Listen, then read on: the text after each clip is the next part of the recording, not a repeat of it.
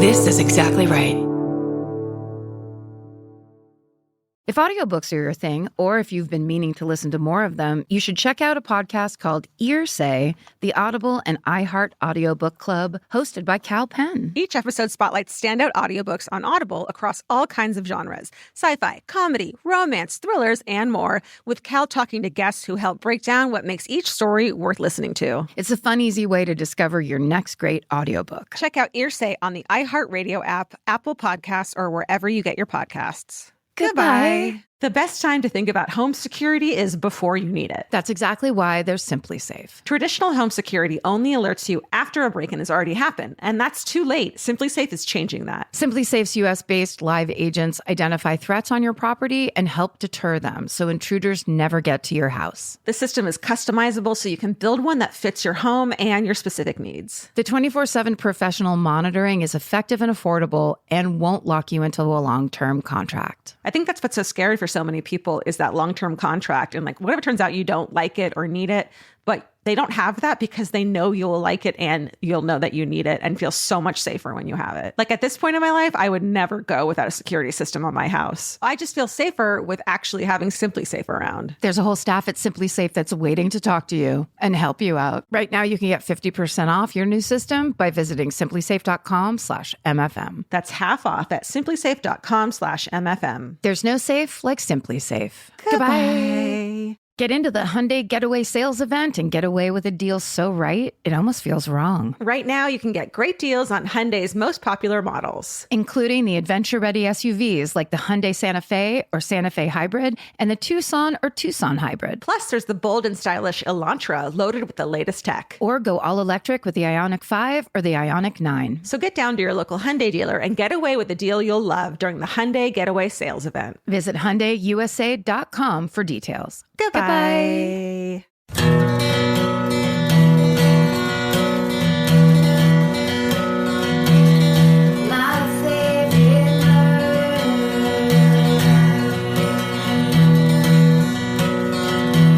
Hello and welcome to My Favorite Murder, the Minisode. That's Karen. That's Georgia. Oh, I wanted to tell you guys that we're now videoing, is the word, the hometown stories on Zoom that we're recording. We put a couple of them are free on the website, myfavoritemurder.com, and then a bunch of them are on the fan cult, so make sure to check those out. You can see what we see while we're recording these minisodes. That's Can you right. imagine? And I've just rearranged my background. It's now my closet, so you might have a seizure. Yeah. If you look. I'll be the litmus test. That's if right. I don't have a seizure, it's going to be epilepsy safe. I'll take that hit. Colors and patterns. You want to go first? Epileperinos? Yes, absolutely. That's got to be it. I have to join that group. This is a hometown baby Jessica story. Ooh. Hi, MFM. Every time my mom tells my birth story, it's actually largely the baby Jessica story. My mom went into labor shortly after she heard the news that baby Jessica got stuck in the well. Nearly her entire labor consisted of my mom making a deal with God that she would sustain the pain of childbirth if he would keep baby Jessica alive. Oh. Lady, you're going to sustain the pain of childbirth anyway. I hate to tell you, you're having a baby.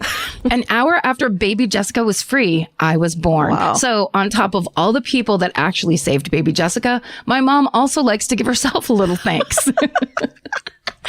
I love it. I remember getting a really bad ear infection when I was probably like 6 or 7 and begging God that if he made it go away, I'd be a really good Catholic.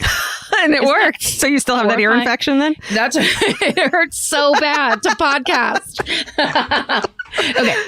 I wrote in another actually heroic story of my mother a couple years ago, and since I'm talking about her and it's almost Mother's Day, here it is again. See, that's the kind of persistence we're looking for. Yeah. Okay, one night in 1992, my mom was half asleep and heard a noise. From her bed, she could see into the dining room and a man climbing through the window. Before she could pick up the phone and call for help, the stranger was on top of her, addressing her by name and telling her if she wasn't quiet, he would kill her 3 children too. Oh my God. God. My mom, being 5'3" and almost 110 pounds, didn't have a lot of options. So she started talking. She convinced him to murder her in the woods away from the house where her children wouldn't find her.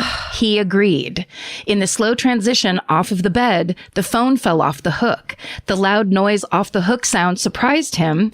And when he looked towards the noise, she pushed in his eyeball with her long 90s acrylic nails. Holy fuck. Yes. Go Pushed for the in eye. his eyeball. She fucking took that. I like to imagine, because it was long and acrylic, that it had a tiny painting of a sunset on it. And she just jammed it into his eye. The now one-eyed intruder fled back out the door and into the woods, leaving zip ties, duct tape, and a knife. Soon after, she moved us to Southern California, aka as far away as she could. I slept through the whole thing and was only told years later when my mom was wine drunk on a school night. Yeah. Wait a beat. Mom. They never caught the man. But at the time, my mom had just broken up with an abusive med school graduate who had almost broken her arm and had threatened multiple times that he would kill her. Maybe he didn't hire anyone to kill my mom, but it sure as hell seems like he did. Whoa. Stay sexy. And if you're in, think twice before going into a radiologist. Oh my God. Go moms, go women. XO Annie. Wow. Oh, shit, girl. That's horrifying. That's crazy. I can't believe they couldn't find someone whose eye was fucking punctured. Yeah. Okay, that was fucked up. This one's called Pinnacle Lake Murder. Hi, Karen and Georgia. I was born and raised in the Pacific Northwest, just north of Seattle. My dad was a carpenter and built us a little weekend cabin on a lake in the foothills of Mount Pilchuck. It's best described as Sasquatch country. That's right. It rains a ton. There are massive cedar trees and everything is covered in thick moss. It's totally gorgeous. In 2006, I had just graduated college and was spending a good amount of time that summer at our cabin. We used to stay up late around the campfire on the edge of the lake telling ghost stories, surrounded by the moss-covered trees and the black forest beyond. Ooh. That same summer, just on the other side of a small mountain, a terrible, violent crime occurred. An elementary school librarian and her daughter, who had graduated from the same university I had just a few years before I did, decided to hike up to Pinnacle Lake. A day hike at the base of the mountain our cabin was near. When they arrived at the trailhead, there were a few cars in the parking lot, not uncommon for that time of year. They started up the trail, and that was the last time anyone saw them alive. Oh, God. Several hours later, another hiker found their bodies on the side of the trail. Reports were slim on details, but rumors travel fast in the northwest logging towns of the Cascades. The story we heard came from a hiker who had witnessed the scene. Around 2 p.m., there was loud noises that some hikers thought was thunder. They were shotgun blasts. A couple hundred yards up the trail in the bushes, the mother and daughter's bodies were found. Someone had shot both the women in the head at close range, and the scene was so gruesome they had to find their teeth among the carnage and send them to the forensics before they could be positively identified. There were no leads, there was no motive, there was no charges ever filed. The husband/father was cleared, and still to this day, they're searching for the murderer. Oh my God. This person is still out there. We tell a lot of spooky stories around the campfire beside the lake, but this one is too real and way too close to home to be told after dark. Love the podcast, Charlie. Yeah, that's so intense. Like, that's one of the rarest kind of murders, right? Just a totally random stranger murder. Stranger murder in the middle of the day, more with a person who's not alone. Yeah, people around, you're there with somebody else. Yeah. It's like, yeah, the illusion of safety. That's the person horrible. you want to catch the most because that person is clearly deranged. Yeah. I mean, who would do such a thing? Horrible. Yeah. The subject line of this one is, my ex-girlfriend witnessed someone disposing of a body. Oh. Hello, all. Let's jump right in. During my freshman year of college, my girlfriend at the time and I were sharing stories about our mutual love of true crime. Obviously, I asked her if she had any hometown murders, and boy, did she deliver. Georgie grew up in America, but she lived in Dublin, Ireland from ages 5 to 12. She and her mom lived in an apartment facing right across from Dublin's Royal Canal. One day... This is going to start sounding familiar to you. One day, while taking a walk alongside the canal, she saw 2 young women throwing a suitcase into the murky water and thought nothing of it because people threw trash into the canal all the time. They went on with their day. A couple weeks later, however, the sounds of blaring sirens and police activity late at night woke them up. Quickly running to the window to see what was going on, Georgie and her mom saw the police pull a very damp and heavy suitcase out of the water.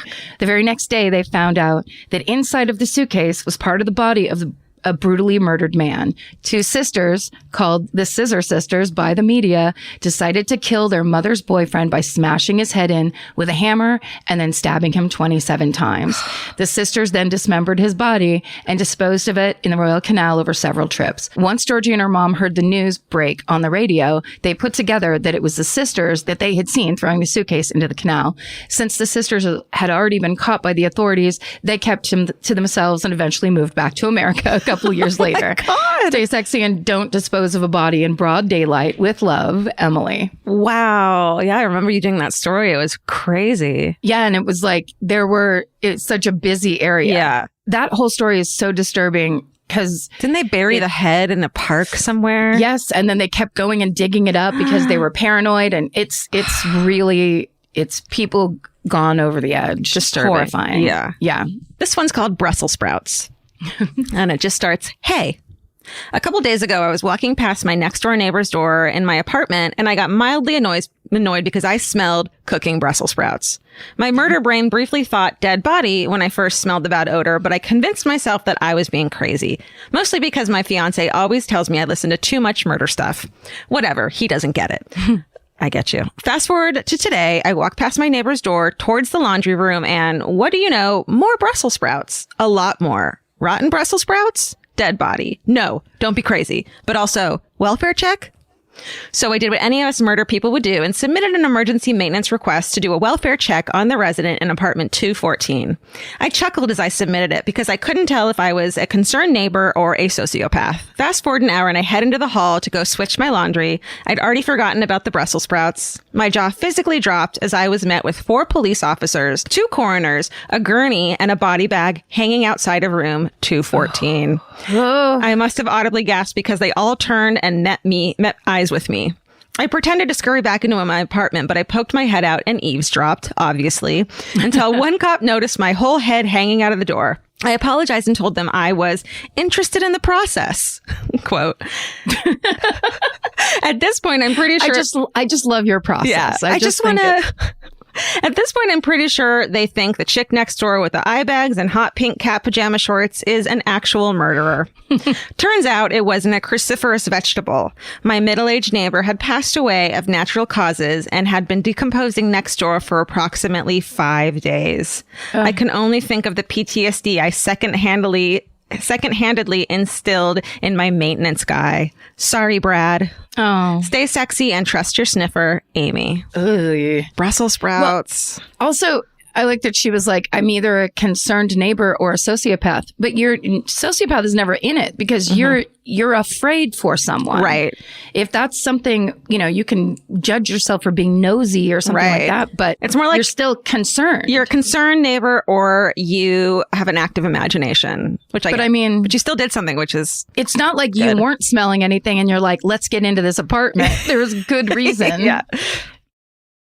If you're always on the lookout for a great audiobook or just want help figuring out what to listen to next, there's a podcast you should know about. It's called Earsay, the Audible and iHeart Audio Book Club, hosted by Cal Penn. Each episode takes a closer look at some of the most talked about new audiobooks on Audible, spanning a wide range of genres from sci-fi and literary fiction to rom-coms, thrillers, and comedy. Cal is joined by guests who dig into what these stories are about, what makes them stand out as audiobooks, and why they're connecting with listeners right now. If you're looking for your next listen, this is a great place to start. Listen to Earsay, the Audible and iHeart Audiobook Club on the iHeartRadio app, Apple Podcasts, or wherever you get your podcasts. Goodbye. The best time to think about home security is before you need it. That's exactly why they're Simply Safe. Traditional home security only alerts you after a break-in has already happened, and that's too late. Simply Safe is changing that. Simply Safe's U.S.-based live agents identify threats on your property and help deter them so intruders never get to your house. The system is customizable so you can build one that fits your home and your specific needs. The 24/7 professional monitoring is effective and affordable and won't lock you into a long-term contract. I think that's what's so scary for so many people is that long-term contract. And like, whatever turns out you don't like it or need it,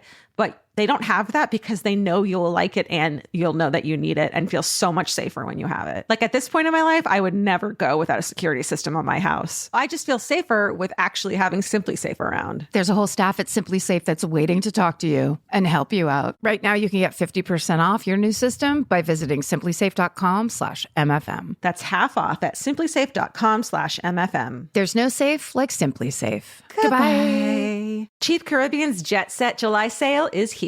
Right now, save $200 on vacation packages of 4 nights or more with promo code 200BEACH. Whether you're dreaming of Cancun, Jamaica, or the Dominican Republic, your next vacay just got more affordable. Don't let summer pass you by without the beach. Use promo code 200BEACH and get more sand for your dollar. Head to cheapcaribbean.com today to book your beach vacay. Goodbye.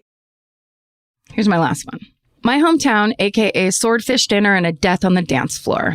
Hi, gang. This story is one of my all-time favorites, recounted to me so many times in my childhood, so I thought I'd share it with an audience who would appreciate it almost as much as I do.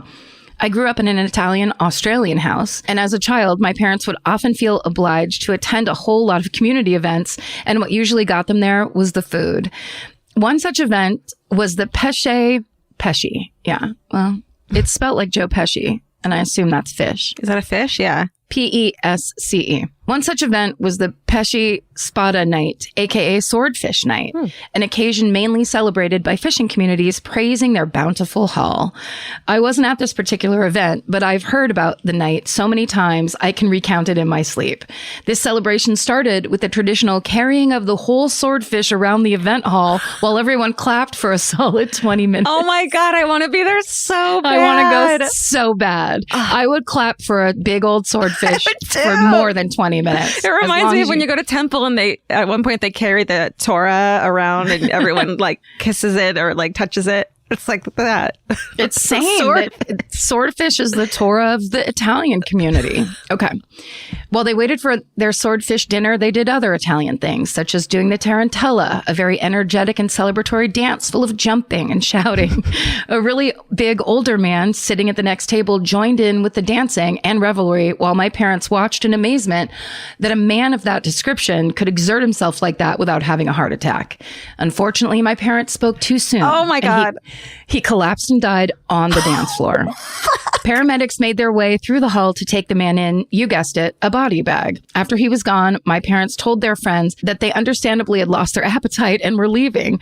To their friends' shock, before the Pesce Spada. Oh my God. The next day, the other couple told my parents that after they also left, but before dessert, di rispetto, out of respect, of course. Anyway, that's my hometown story. Thank you for the community of weirdos you've created and your open dialogue around mental health. Stay sexy and don't stay for the swordfish, Emily.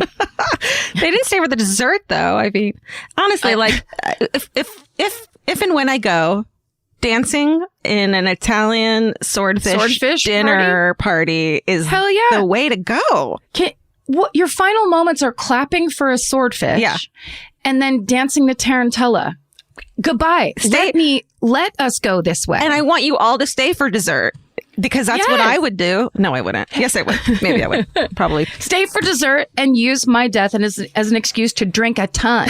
Oh, I'm so sad. Oh, I'm so, traumatized, whatever. Karen would have wanted it this way. Karen wants me to get shit-faced. Okay, this is my last one. My mom kept a bank robber's jacket. Lighthearted. Dear Karen and Georgia, Stephen, and furry companions. My sister Wendy and I have been saying for almost a year now that we need to sit down and write this out for you. And finally I did. So here goes. When my mom was a young teenager, she says she was probably about 15, making this around 1972 in San Pedro, California. Her dad, my grandfather, Papa to me, won a brand new Ford Mustang convertible in a contest at the local shopping center. Hell yeah. Yeah. Having 2 daughters still in school, a sports car didn't exactly make sense for their family, so he accepted the prize in the form of a station wagon instead. Such a dad thing to do. I love it. One day, sometime after, Papa went out to where he had parked at a store in Torrance, California, only to find that the car was missing. It turns out it had been stolen. He reported it stolen and the police told him he'd probably never to see it again. But after a few days, the police actually found it because the car thieves were caught after robbing a bank. There was a shootout! When the police called Papa to come get his stuff out of the car and file a loss with his insurance, he found there were actual bullet holes in the car. Oh my God. The police and Papa went through the car and among his things found a jacket, which they returned to my teenage mom. But it wasn't my mom's jacket. It wasn't her sister's jacket either. They quickly deduced that this jacket had been left behind by one of the bank robbers. The police didn't want it as evidence or anything, so my mom, being the OG murderino that she was, kept the jacket, wore it to school and everywhere, showing it off to all her friends for the next few years. How rad do you think it was? It was 1972. So it's probably the brown corduroy. Yeah. Corduroy blazer. She called it her bank robber jacket. Even though it was made for a larger person, a men's jacket, and used, she thought it was very cool, which it is. And to this day is still very psyched about having gotten to keep it and wear a piece of an actual crime. Yeah. We don't know what happened to the jacket, but it was likely lost in the fairly tragic, to our mom and aunt, incident where my grandma told someone to clear the junk out of their garage, and hundreds of precious memories were either taken or hauled to the dump. Mm-hmm. Still, the story makes for a fun little anecdote. SSDGM, Nicolette plus Wendy and Mom Michelle. Wow. That's so good. Oh, I want a picture of her mom in 1972 in high school wearing that fucking men's oversized jacket. You know what it made me think of too is in the 80s, we would get blazers at the thrift store and roll up the sleeves. Yeah. It'd be like a men's dark polyester blazer. Yes. But you'd wear it as your own jacket, but it would come down to like right above your knees. And you'd have a little like baby doll dress on. So it was like, I'm a little baby, but also I'm a badass. But I stole someone's jacket. Love it. Send us your stories at myfavoritemurder@gmail or on our website. Keep sending these. Keep washing your hands. Keep staying home. Keep staying sexy. And keep don't getting murdered. Goodbye. Elvis, you want a cookie?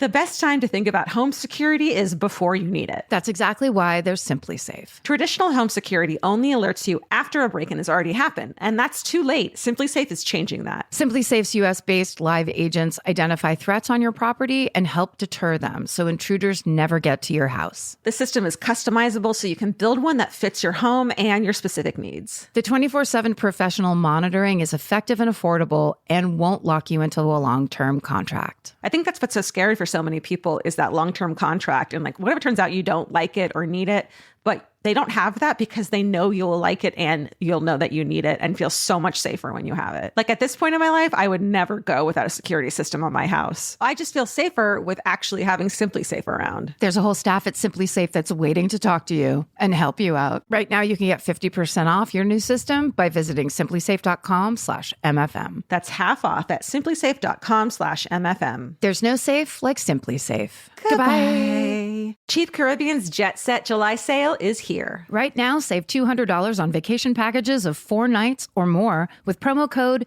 200BEACH. Whether you're dreaming of Cancun, Jamaica, or the Dominican Republic, your next vacay just got more affordable. Don't let summer pass you by without the beach. Use promo code 200BEACH and get more sand for your dollar. Head to cheapcaribbean.com today to book your beach vacay. Goodbye.